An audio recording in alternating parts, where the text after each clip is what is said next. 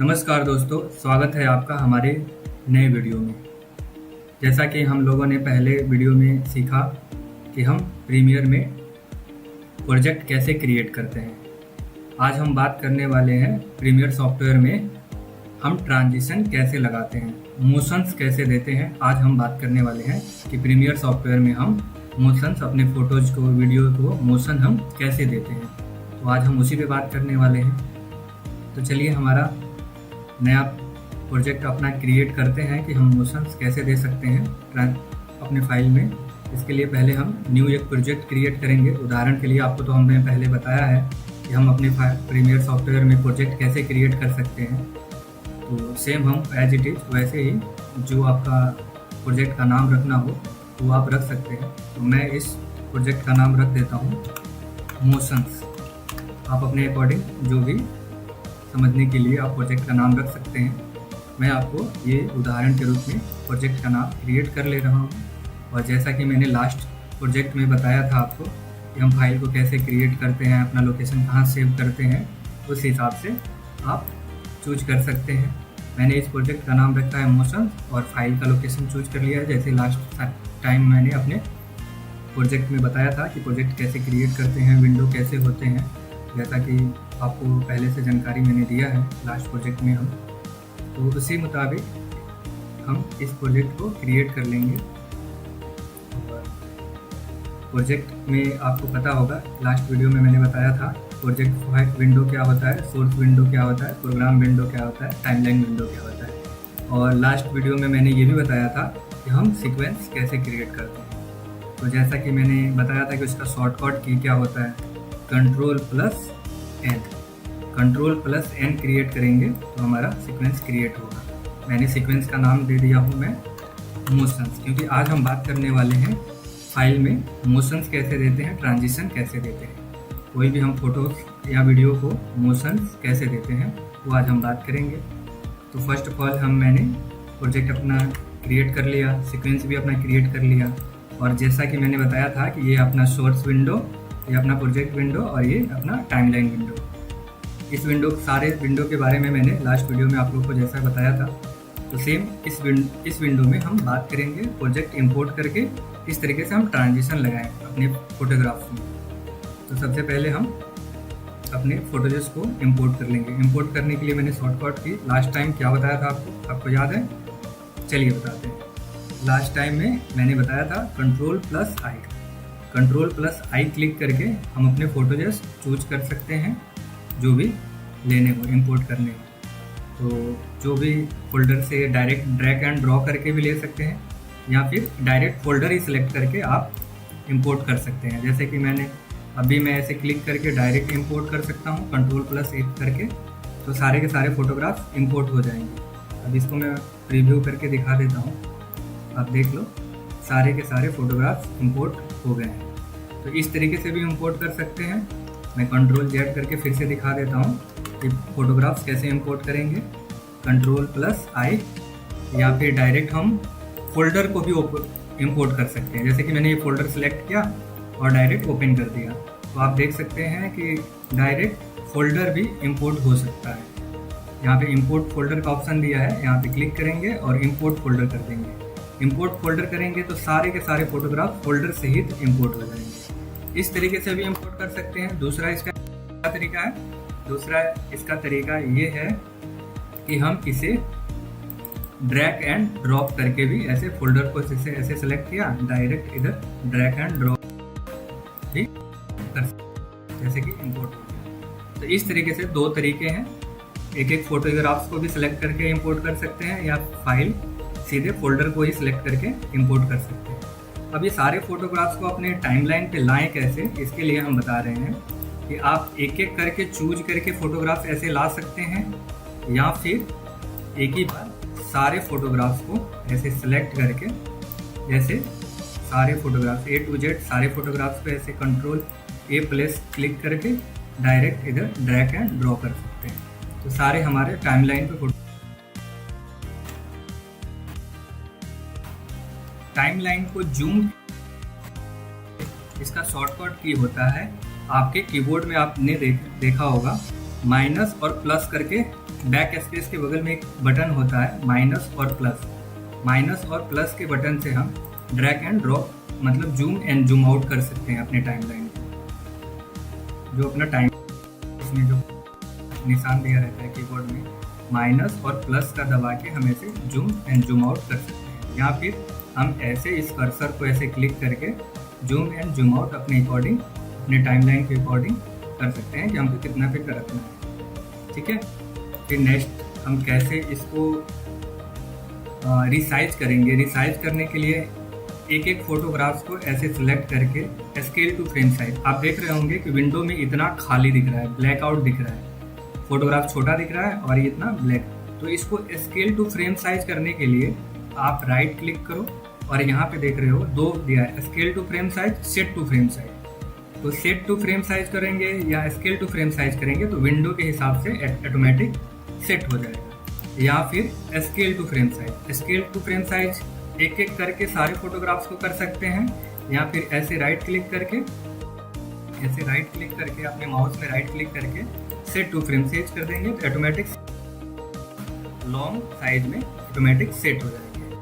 अब रही बात इसको हम जूम से हम प्ले कर रहे हैं तो ये फोटोग्राफ ना जूम हो रहा है ना जूम आउट हो रहा है। इसको जूम इन और जूम आउट कैसे करेंगे, इसके लिए हम आपको बताते हैं कि फोटोग्राफ को सेलेक्ट कर लेंगे। जो फोटोग्राफ्स को हमको जूम एंड जूम आउट करना होगा उस फोटोग्राफ्स को हम सेलेक्ट करेंगे। पहला हमारा फोटोग्राफ क्या है, ताजमहल का पहला वाला फोटोग्राफ, इसको हम सेलेक्ट कर लेंगे। फिर हम कहाँ जाएंगे, edit control. Edit control window हमारा ऑटोमेटिक सेलेक्ट करने के बाद जिधर हमारा सोर्स विंडो दिखता है, ये हमारा सोर्स विंडो हो गया, ये हमारा कलर हो गया, जो हम कलर ग्रेडिंग वगैरह करते हैं उसके लिए यूज होता है। इसके बारे में हम बाद में बात करेंगे। सीधे हम जाएंगे कंट्रोल, इफेक्ट कंट्रोल, मतलब जो भी हम इस फोटोग्राफ्स में हम इफेक्ट्स डालेंगे, ट्रांजिशन डालेंगे, जो भी चीज़ें करेंगे वो हमारा यहाँ से इफेक्ट कंट्रोल से ही इस प्रोग्राम विंडो का हम ऑपरेट कर सकते हैं। तो यहाँ से हम इस फोटोग्राफ को क्लिक करेंगे, फिर हम जाएंगे इफेक्ट कंट्रोल में। अब इस फोटोग्राफ्स को हमें जूम करना है, तो ये हमारा मोशंस, अब हमको मोशंस देना है। अब इसको मुझे जूम करना है या जूम आउट करना है, जितने साइज पे मुझे सेट करना है उस तरीके से हमको सेट करने के लिए हमको इसकी ज़रूरत होगी, पोजीशन और स्केल।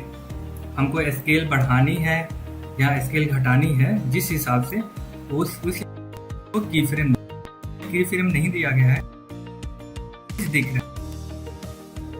के लिए हम क्या करेंगे, इसको इसमें ट्रांजिशन देने के लिए इफेक्ट कंट्रोल में जाएंगे, यहाँ पे क्लिक करेंगे और स्केल में क्लिक करेंगे।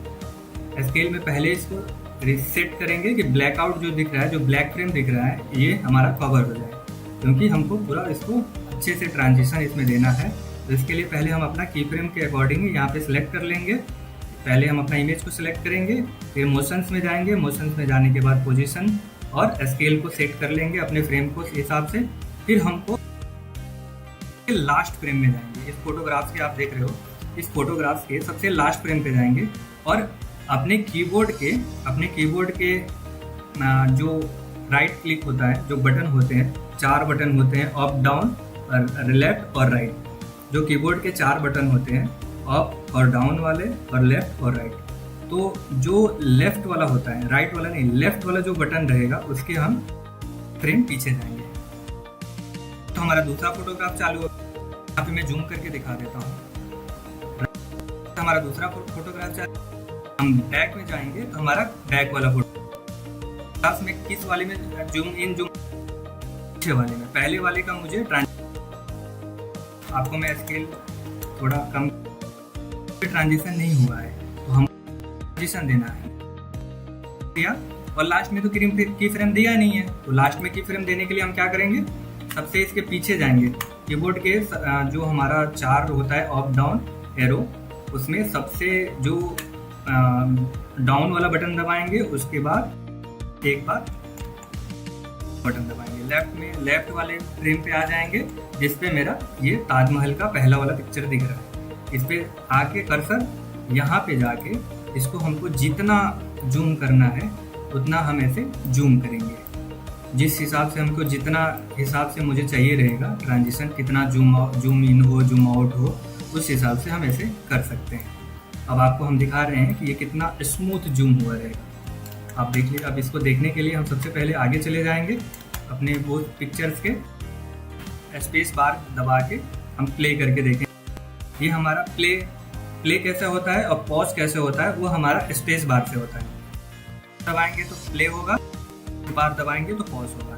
यहाँ पे भी माउस से भी आप प्ले और पॉज कर सकते हो। प्ले और पॉज करने के लिए माउस से यहाँ पे प्ले और स्टॉप दिया है, यहाँ पे प्ले होगा, यहाँ पे स्टॉप हो जाएगा। इस तरीके से हम अपना प्ले करके देख लीजिए आप किस तरीके से इसमें जूम इन हो रहा है। सेम दूसरा फोटोग्राफ हमारा कौन सा है, सेकेंड वाले फोटोग्राफ्स को भी इस पे कर्सर लाएंगे और देखिए हम एक फोटो के आगे जा रहे हैं, अप बटन से आगे चले जा रहे हैं और डाउन बटन से पीछे आ जा रहे हैं, और डाउन बटन से हम सेकंड फोटोग्राफ पे आ जा रहे हैं। हम लगाएंगे तो हम फर्स्ट फोटो और दबाएंगे एरो में हम अपना आएंगे, जो हमारा कीबोर्ड का एरो होता है उसमें हम राइट तो हम दूसरे वाले फोटोग्राफ पे जाएंगे और लेफ्ट वाला दबाएंगे तो हम फोटोग्राफ से आएंगे। तो सबसे पहले मैं ऑफ दबा के इसके फ्रंट फोटो पे चला जाता हूँ जहाँ से हमको ट्रांजिशन इसको देना है। जैसे ये फर्स्ट पोजीशन पे मैं आ जाता हूँ और फर्स्ट पोजीशन पे आने के बाद मैं इसको अपना पहले फिट कर लेता हूँ साइज के हिसाब से, तो मुझे किस तरीके से इसमें ट्रांजिशन देना है। पहले वाला मेरा जूम हो रहा है, इसको बोलेंगे जूम इन।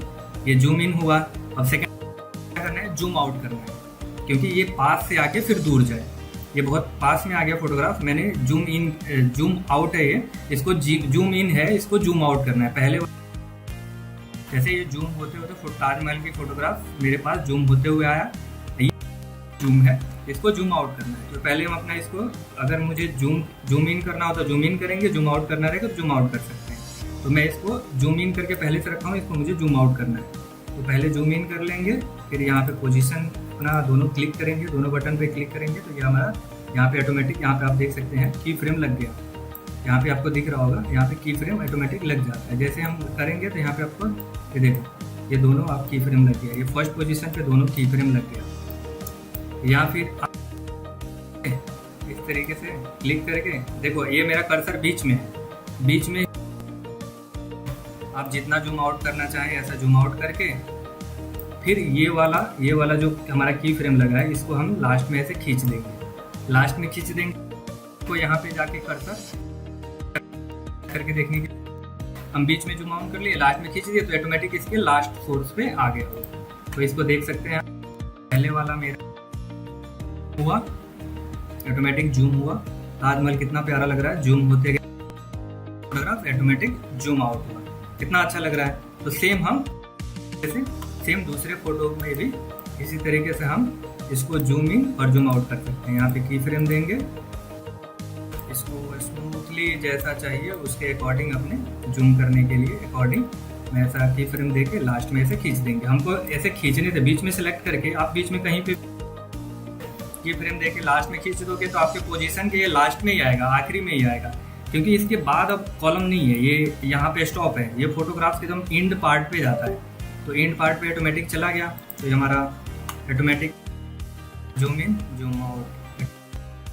तो सेम सारे फोटोग्राफ्स में जिस हिसाब से हमें चाहिए रहेगा, जैसे ये जूम है इसको हमको जूम आउट करना है, तो इस तरीके से हम जूम इन जूम आउट कर सकते हैं, जैसा चाहिए जिस according zoom in zoom out, इस तरीके से हम इसको जूम इन जूम आउट कर सकते हैं।